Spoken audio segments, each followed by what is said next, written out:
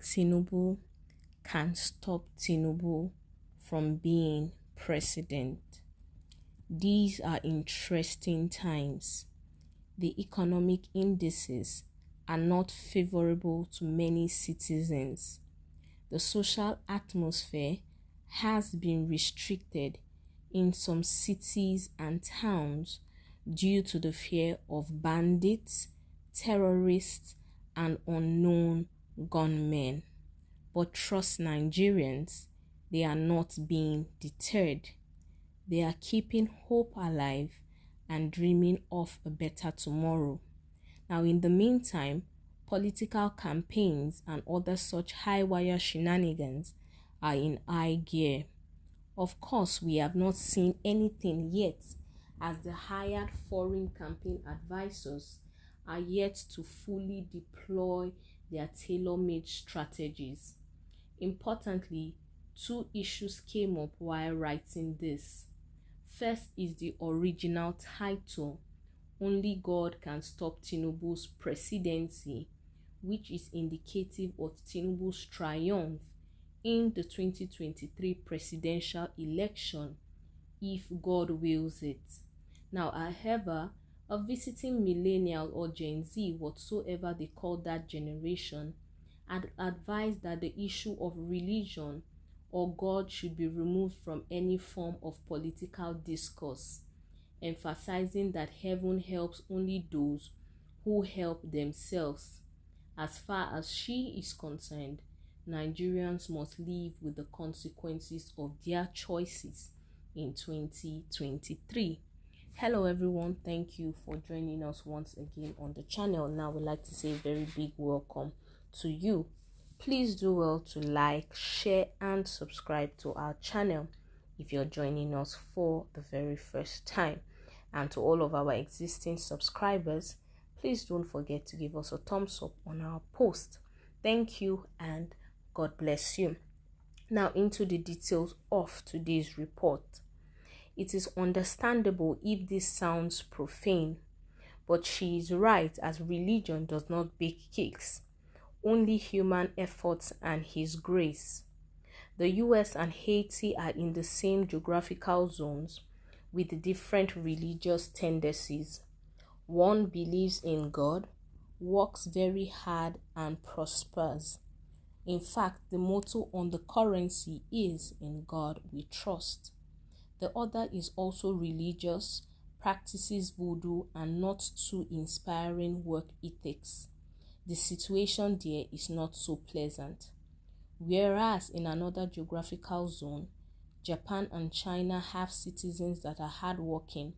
One is religious and believes in Shinto and Buddhism, while the other is neither religious nor believe in God, yet the two countries are prosperous. So the issue of religion and God must be put in their proper perspectives. This is the reason why it amuses when the issue of the Muslim ticket is seen as a strategic mishap on the part of a political party, even in the midst of grinding poverty. The second is the assumption that Tinubu's victory is unassailable. The millennial believe that no one should rule out the obedient movement in the election permutations of 2023, as Nigerians prepare to vote for what may turn out to be the most significant of elections in recent history. To that extent, Nigerians should get ready for a political revolution. No doubt the obedient movement is a revolution whose time has come, and perhaps necessary to challenge the entrenched political elites, an indication that the people can no longer be taken for granted. Unfortunately, the limited resources at the disposal of the Labour Party and members to fund the activities of the movement in the 2023 presidential election could be the albatross that may kill the dream of a peaceful change from the legacy parties to the party of the people. It is pertinent to observe that a number of people shouting "Obi Dati" are not putting their money where their mouths are. It is therefore illogical for a party aspiring to the presidency of the country not to field candidates in the other elections in most of the states and expect to win. Who are the people that will monitor the elections in those places and represent the party as polling agents? Meanwhile, the election campaign of the Social Democratic Party (SDP) has not been able to gain traction for a number of reasons, including the nomination of Bola Ahmed Tinubu of the APC from the same southwest zone as Adewale Adebayo, the presidential candidate of the party. To make matters worse for the party, Chief Olufale, the chieftain of the party, who was present at the SDP's presidential primaries, appeared at the Akure home of Chief Reuben Fashoranti on November the 8th to endorse Tinubu and prayed that he brings back the trophy to the Afenifere clan. Now, the PDP believes that it does not need to campaign to win the presidential election in 2023, going by the perceived incompetence and failure of the ruling party in all categories of assessment, as that would ensure the landslide victory for the party. But is the party ready to challenge the ruling party? For one, history is about to repeat itself.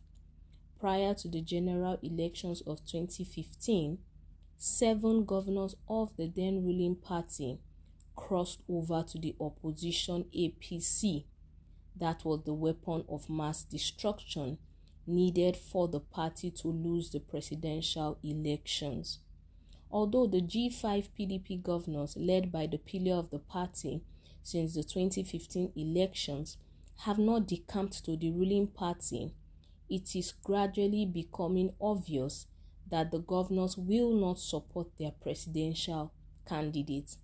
And if they decide at the last minute to do so, it would only be in the open while they surreptitiously work for the APC. Meanwhile, the Bauchi state governor has said that the candidate is sidelining him, bringing one more headache than needed. A divided house cannot stand. It would seem that the protagonists in this battle of attrition have gone too far for any meaningful reconciliation to occur. Now, significantly, the idea of the party rejecting the zoning formula is a burden and miscalculation that will forever haunt the party. The mere fact that Atiku Abubakar is on the ballot is a challenge to the whole southern part of the country after 8 years of Buhari's presidency. It would be a miracle for the PDP to survive this self-inflicted annihilation. Well, that is it on the details of today's report, and we can see all of the analysis of each of the ruling party that is given by these Gen Z and millennial, and specifically some of them are actually quite right with all of the analysis being given. Well, that is the details of today's report. Until we'll come your way next time with more news happenings around the country, do well to stay safe. Bye-bye.